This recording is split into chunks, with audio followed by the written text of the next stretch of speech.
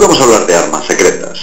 Las armas convencionales que nosotros conocemos han ido mutando, se han ido modificando. Hay nuevos sistemas y mecanismos para destruir, matar, asesinar y por supuesto ganar esas batallas que en muchos casos no llevan a ninguna parte más que a la victoria de la oligarquía y de los Illuminati. En esas batallas el ser humano es el único perdedor, tanto de un bando como del otro. La tragedia, la destrucción, la desolación, el hambre, todo lo que queda después se lo come el ser humano.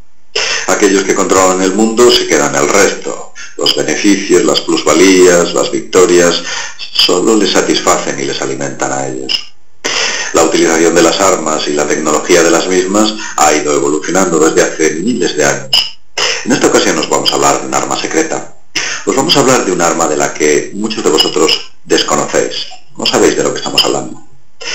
En realidad esto es un remake de un artículo que publiqué hace ya mucho tiempo y que nació en base a unas pequeñas reseñas que surgieron en el Washington Post a raíz de un documental que grabó un cineasta norteamericano llamado Patrick Dillon. El señor Dillon se encontraba en el año 2003 en Bagdad.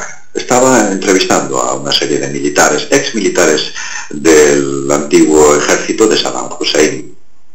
Uno de los militares, un hombre bastante serio y consagrado a su país, cuyo nombre es Al-Yazid de Majid.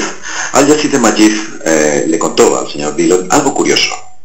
Veréis, cuenta Al-Yazid que se encontraba con su familia en una zona de Bagdad, en el momento de mayores combates dentro de la ciudad, cuando el régimen de Saddam Hussein intentaba contener con todas sus fuerzas y todos sus medios a las fuerzas norteamericanas que estaban contrarrestando la contraofensiva que los iraquíes estaban efectuando. Durante el fragor de la batalla para tomar aquellas calles, los norteamericanos no podían avanzar, se encontraron en un punto muerto, era imposible acceder. Los iraquíes lo sabían, se habían fortificado en sus posiciones. El señor Al-Yazid de Majid estaba próximo a aquella zona, se encontraba, como ya he dicho, con su familia en uno de los edificios anexos. De repente y en un momento concreto apareció un carro de combate norteamericano con una configuración totalmente distinta a la que se conocía. El señor Al-Yazid de Majid había estado en el ejército durante muchos años, había conocido las guerras contra Irán, la guerra del Golfo, la toma de Kuwait, había conocido muchas guerras, pero como aquel tanque jamás había tenido ocasión de ver nada parecido. Aquel tanque en cuya torreta había una especie de radar comenzó a lanzar enormes ráfagas de luz, rayos y fuego hacia las posiciones fortificadas del enemigo. El enemigo caía abatido como moscas. En un momento dado, aquel carro de combate lanzó una ráfaga contra un enorme autobús. El autobús se licuó, se convirtió como una especie de trapo mojado y arrugado. 2 o 3 vehículos que había anexos al autobús también recibieron la ráfaga de aquel carro de combate. Quedaron convertidos literalmente en agua. Los licuó. Las personas que recibían el impacto de aquel rayo reducían su tamaño hasta convertirse en pequeñas masas informes del tamaño de un niño de 3 años. Desde luego aquel arma fue definitiva para poder vencer la batalla. Cuenta Patrick Dillon que posteriormente el señor Al-Yazid de Majid le llevó a la zona donde aquellas cruentas batallas se habían producido.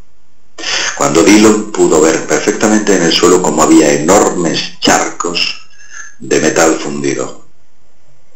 Patrick Dillon había estado en guerras anteriormente, había estado en el Vietnam, en Kosovo, había estado en muchos sitios, conocía la destrucción, los efectos que las armas convencionales efectuaban sobre los hombres, las personas, sobre las posiciones enemigas y sobre su infraestructura. Aquello no lo había podido hacer ni el napalm, ni el fósforo blanco, ni siquiera la termita. Solamente hubiese podido ser producido por una reacción nuclear.